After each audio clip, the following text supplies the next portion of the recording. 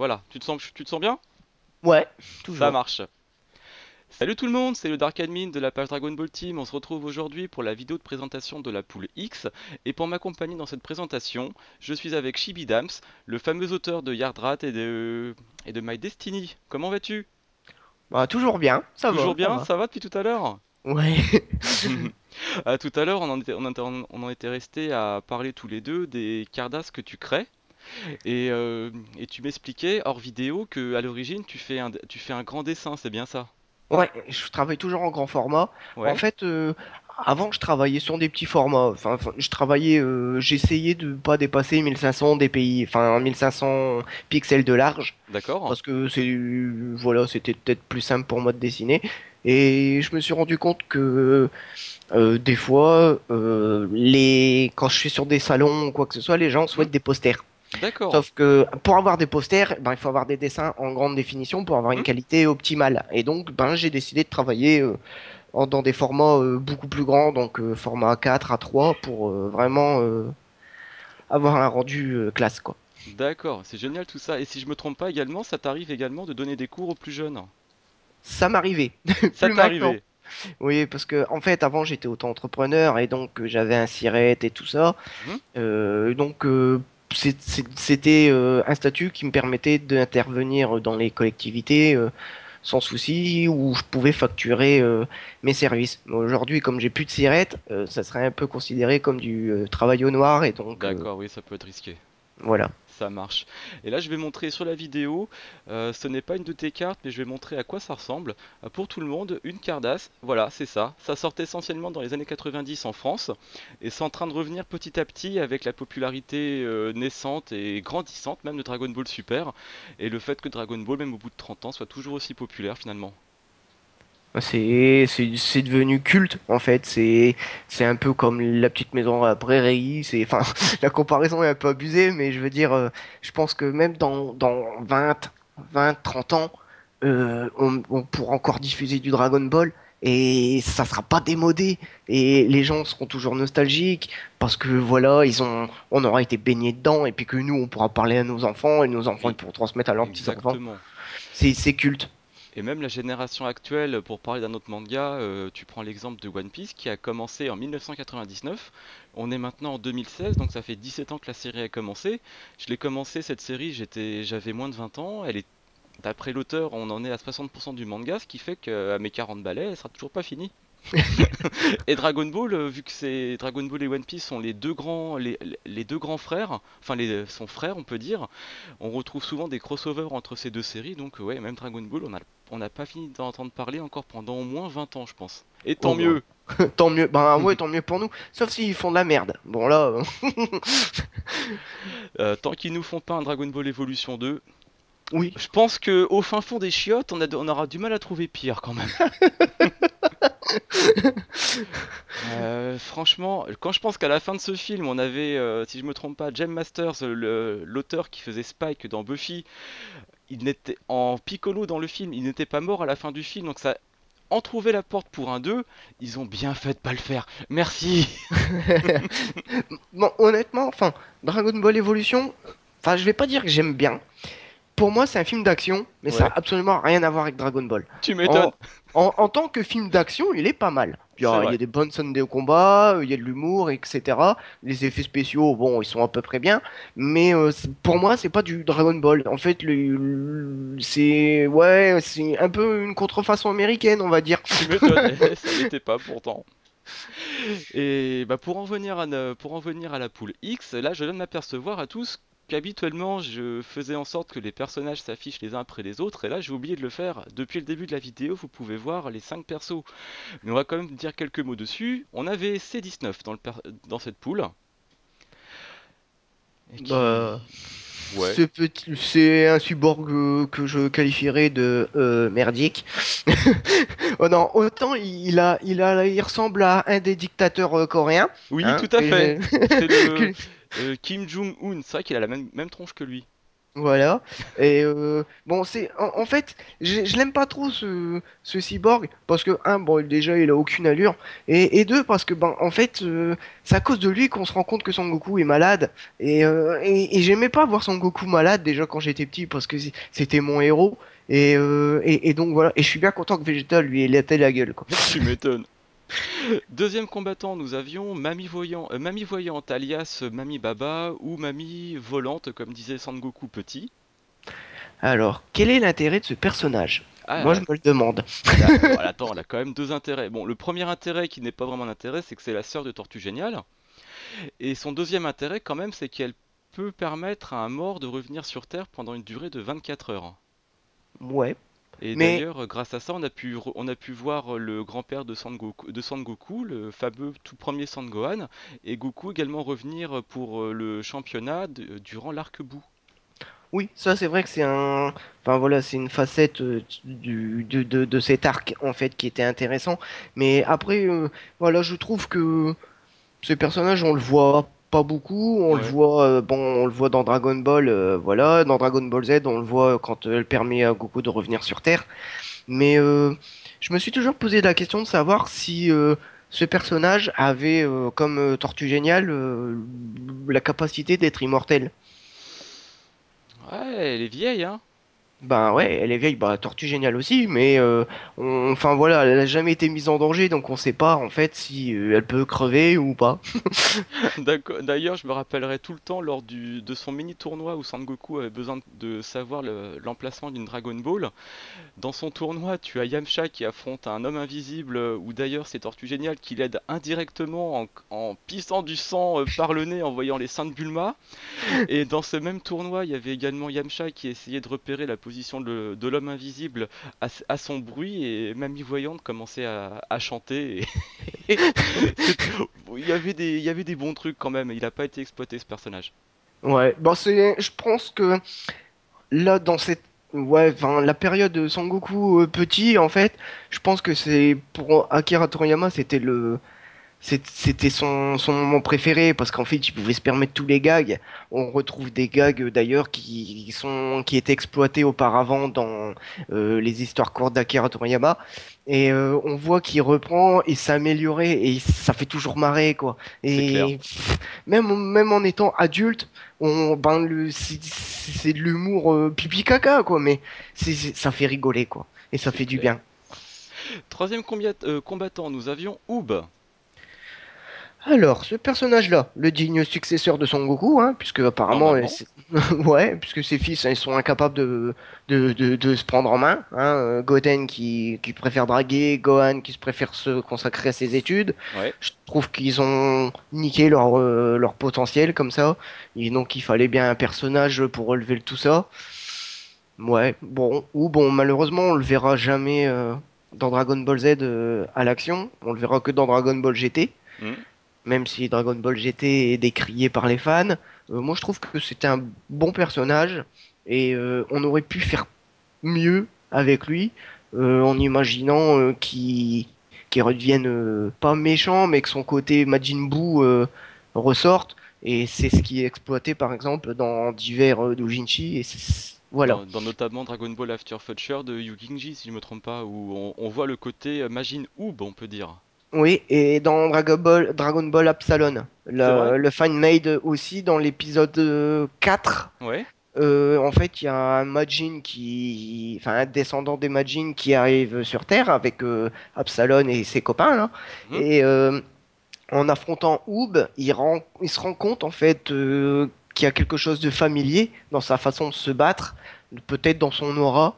Et du coup, il réveille le côté Majin Oob du personnage. On voit une lueur rouge qui sort des yeux de Oob, Ouais. ce qui fait craindre que Oob pourrait être méchant dans les prochains épisodes. D'accord. Quatrième de la poule X, nous avions Piccolo, alias Petit Cœur pour les plus vieux et ceux qui ont goûté à Dragon Ball Z à l'époque du Club Dorothée. Pauvre petit Piccolo. Piccolo. Petit. Petit cœur. J'ai toujours du mal avec ce mot-là parce que des fois j'appelle ma copine petit cœur. Et C'est mignon. du coup, je pense à ce bonhomme vert qui, voilà, qui a bercé mon enfance et je me dis, mais pourquoi ils l'ont appelé petit cœur? Pourquoi? Je sais pas, enfin, Piccolo, petit cœur, ils ont cherché quoi les gars quand ils ont fait ça? N'importe quoi! En fait, dans Petit Cœur, tu as la moitié du nom est bonne, parce que Piccolo veut dire petit, mais pourquoi est-ce qu'ils ont mis cœur?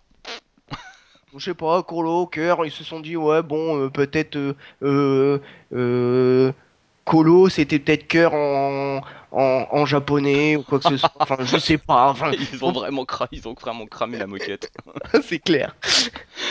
Et le dernier combattant de la poule X, nous avions le prince des Saiyans, nous avions Vegeta.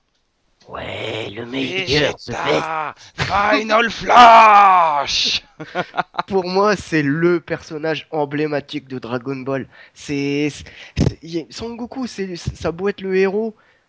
Pour moi, Vegeta, C'est Vegeta. c'est l'archétype même du combattant, quoi. C'est le gars, il lâche rien, il veut s'entraîner tout le temps, tout le temps.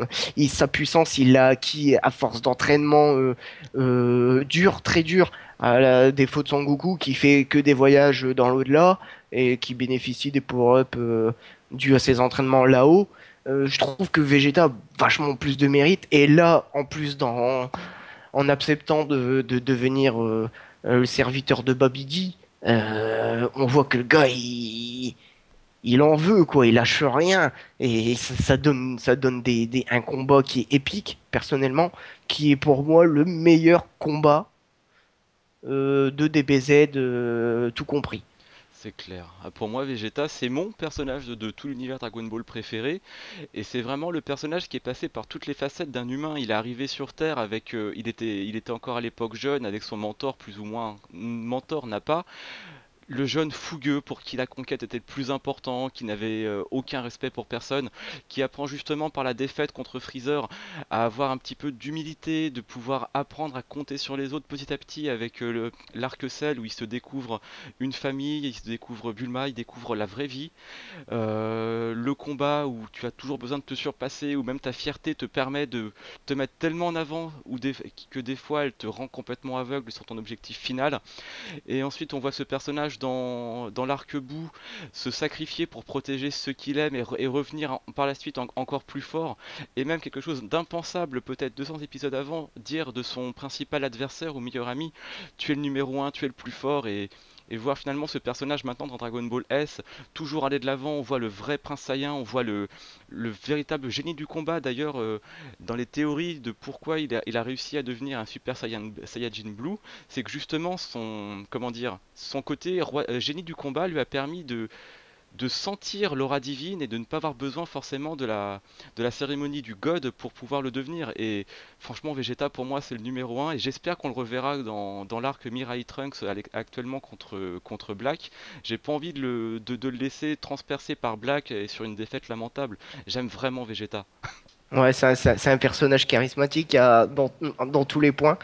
Après, moi je me dis que ben, pour rebondir par rapport à tes propos sur le SSJ Blue, Hmm. je pense que il serait intéressant en fait d'avoir peut-être même un film ou je sais pas ou quelques épisodes qui expliquent un peu comment il a fait pour en arriver là parce que bah, par exemple quand on le découvre pour la première fois en Super Saiyan dans DBZ, je veux dire. Bon, on voit qu'il s'entraîne sur différents astres et tout. Enfin, il se met lui-même en danger et tout. Et c'est la rage qui le fait devenir Mhm. Super Saiyan. Tout à fait. Et là, j'aurais bien voulu le voir, enfin, comprendre comment il a fait pour devenir SSJ Blue. Parce que même pour, par exemple, Son Goku, en fait, bon, c'est un SSJ God par la réunification des Saiyans, Ouais, mais comment il a fait pour passer du stade rouge au stade bleu? On n'a c'est pas clair, compris. c'est clair. Est-ce que simplement le Super Saiyajin Blue, c'est simplement la transformation en Super Saiyan d'un Super Saiyajin God? Dans ces cas-là, on pourrait imaginer qu'il y a un Super Saiyajin God 3, ou enfin voilà, on peut partir dans tous les délires, quoi. Tu m'étonnes. D'ailleurs, à ce propos, je crois que j'ai vu enfin dans les magazines japonais, ils font beaucoup de publicité sur Dragon Ball Heroes, enfin toutes les cartes et tout ça. Mhm. Et il y a un dessin qui m'a paru curieux. C'est un dessin de Goku Ouais. avec la coupe d'un Super Saiyajin 2, mais Hmm. pourtant ses cheveux sont bleus. Ah ah. Donc est-ce que ça laisse présager que Son Goku pourra surpasser son stade? Personnellement, je prends tout avec des pincettes, mais ça me donne une bonne indication. Et donc, on pourrait voir un Vegeta SSJ Blue 2. Bon, lui, ça se voit pas beaucoup hein, au niveau de ses cheveux. Mais, Tu m'étonnes. mais voilà. Et peut-être un SSJ 3, enfin, je sais pas. Et pourquoi Vegeta ne l'a pas d'ailleurs, ce stade? Parce que bon, il n'y a pas de raison, quoi. D'après ce que j'ai cru comprendre, Goku a réussi à l'obtenir avec son corps mort, on peut dire, avec une réserve d'énergie infinie. Il avait besoin de le maîtriser, c'est d'ailleurs pour ça qu'il est dit dans la série, quand il revient à la vie, ou même en termes de temps, quand il a ses 24 heures grâce à Mamie Voyante, le temps découle beaucoup plus vite parce qu'il il n'a pas un corps qui lui permet normalement de dégager autant de puissance. Bon après les gamins y arrivent avec la fusion, mais ça c'est encore différent. D'ailleurs leur temps de fusion est raccourci en Super Saiyan 3. Ouais. Donc je pense que Vegeta, à moins de passer par un cap de cadavre ambulant, finalement, de toute façon, maintenant, avec le stade God et le stade Blue, le Super Saiyajin 3 n'a plus d'intérêt. Ouais, c'est sûr, c'est sûr. Mais bon, Re- on est en droit de se poser la question de Tout à fait. pourquoi. Et- Revenons au tournoi. Alors, qu'est-ce qu'on a eu? On a C19 qui n'a obtenu aucune victoire. Il s'est fait massacrer. Même Mamie Ouh. Voyante l'a massacré. Mamie Voyante qui, elle, termine à la quatrième place avec 3 points. Plus d'une personne vont presque crier au scandale, mais en même temps, face à Piccolo et Vegeta, je vois pas comment Oob aurait pu être qualifié. Il finit hélas troisième. Nous avons à la deuxième place Piccolo et à la première place évidemment Vegeta. Et d'ailleurs Vegeta, je peux vous dire, c'est un petit spoil on va dire pour le déroulement du tournoi. Pour l'instant, c'est le numéro un. Si je prends les 130, non les 150, non les 160 personnages du tournoi que j'ai, c'est lui qui a obtenu le plus de faveur du public. eh, Pas étonnant. C'est pas étonnant. Il a une très bonne place d'ailleurs avec Bardock et Goku. Ça m'étonne moins pour eux. Et avant de vous laisser sur cette vidéo, je veux vous montrer en direct le combat entre Vegeta et C19. Ça, comme ça permet de bien conclure la vidéo avec un Vegeta fier de lui qui massacre cette espèce de pantin. D'ailleurs, il le traite de pantin à chaque fois dans son combat. Avec sa tête de Coréen dictatorial du Nord, là. Ah, ça me fait plaisir de le voir perdre ce cyborg. Il servait à rien en plus. Il était moche, il avait aucun style. Et Vegeta, ouais, tiens, je crois qu'il lui met. Non, c'est pas un Genki Dama, qu'est-ce que je déconne. Non, ni Final Non, Flash, un un Big Big Bang. Bang Attack! Ouais, c'est la première fois qu'on la voit, je crois d'ailleurs. Non? Enfin, on voit une attaque similaire face à Rikum quand il décide de l'achever, mais je pense que le Big Bang Attack est apparu la première fois face à C19. Ouais, ouais, je crois aussi. Bah, c'est un petit peu un dérivé du canon Garrick de Vegeta, sa première attaque contre Goku. Ouais. Enfin, je suis pas sûr à 100% non plus si on peut considérer le canon Garrick assimilé au Big Bang Attack, mais c'est vrai que ça ressemble quand même. Ouais, j'avoue. Bon, enfin, bon. On saura jamais, on n'est pas dans la tête de Toriyama. Et je pense que en fait lui-même Lui-même, inventait il des sait pas trop techniques. ce qu'il y a dedans. Ouais, voilà. Et je pense qu'il s'est dit, bon allez, tiens, on va faire ça, boum. Et puis ben voilà, on s'en fout tant que l'effet est escompté, le personnage il a été achevé rapidement. C'est surtout ça qui comptait parce que Toriyama, c'est bon, il le dit lui-même, hein, c'est un paresseux. Donc plus vite il se débarrasse d'un adversaire ou d'un personnage, plus vite il est tranquille. C'est clair. Et d'ailleurs, j'espère quand même qu'on reverra dans la suite de Dragon Ball Super d'autres personnages. Piccolo, j'aimerais bien le revoir avec un rôle un peu plus prépondérant. J'aimerais bien revoir Majin Buu qui s'est fait éliminer depuis l'arc Beerus. Et je me demande ce que devient Goten également. Non, Boo, on le voit, enfin, on le voit depuis pas l'arc-Virus, mais celui du drag, enfin Du pardon, tournoi, oui, t'as raison. ouais, du tournoi multi-univers. Euh, bon, on le verra peut-être dans un prochain tournoi. Peut-être qu'il va réviser et puis qu'il sera. Ou peut-être que Vegeta n'imposera pas sa règle d'orthographe et de compréhension C'est vrai. la prochaine fois qu'on lui posera une question dans un tournoi. Comme ça, on fait venir n'importe quoi. On peut même faire venir des gros strums surpuissants. Ils ont 2 de QI ou même zéro. Et au moins, on pourra avoir des combats genre taper. Et ça pourrait peut-être même permettre de faire introduire un Saiyan légendaire de l'univers de Champa. Pourquoi pas, ça serait sympa. Peut-être que l'autre, ça serait marrant, le Super Saiyajin légendaire de l'autre univers, il soit pas sur Kakaroto, mais il soit sur, je sais pas, Champa, Champa, un peu comme un gros gogol. Ouais, je suis méchant. Bon, j'aime pas Broly, je pense que tout le monde le sait maintenant à force. Tu vas te faire taper sur les doigts, Bon, hein. c'est pas grave, attends, le personnage, il a fait 3 films, ça suffit, hein. Ouais, bon, je trouve que les gens ils aiment bien les bourrins, hein, donc c'est comme ça. Tu regardes dans les films d'horreur ou tu regardes n'importe où. À chaque fois que t'as un gros mastodon qui arrive, qui défonce tout, les gens ils sont contents parce que c'est explosif, c'est extraordinaire à voir, c'est voilà quoi, c'est classe. Et du coup, ouais, t'aimes bien quand il y a de la destruction. Je pense que c'est lié à l'humain, ça. On aime bien quand c'est détruit. Et Broly, c'est ouais, voilà, c'est un Hulk, mais avec voilà, en Super Saiyan quoi. Même Hulk est plus intelligent, à la fin, il finit par raisonner. Ouais, c'est vrai. Enfin, Sans pitié, sans pitié. après, on regarde peut-être pas le même Hulk. Moi, je regarde les Avengers en dessin animé. Le gars, à part dire je vais te massacrer, il dit rien d'autre, hein. Donc bon. Non, mais ils se permettent de mettre une grosse droite à tort. Tiens, dégage. On est complètement parti sur autre chose avec cette vidéo, c'est marrant quand même. Mais en même temps, avec ces 19 Mamie Voyante ou Piccolo et Vegeta, c'était pas simple de rester carré de A à Z quand même. C'est vrai. Bon, en tout cas, c'était un réel plaisir de partager ces quelques commentaires avec toi, Chibi. Bon, c'est toujours un plaisir, hein, si je peux donner mon avis. Bah écoute, de toute façon, bah, on va refaire d'autres vidéos tout à l'heure et bah, j'espère que tout va bien se passer pour toi au niveau de tes créations et de tes prochains projets. Oh, je m'en fais pas. C'est moi, je vis au jour le jour, donc c'est pas un problème.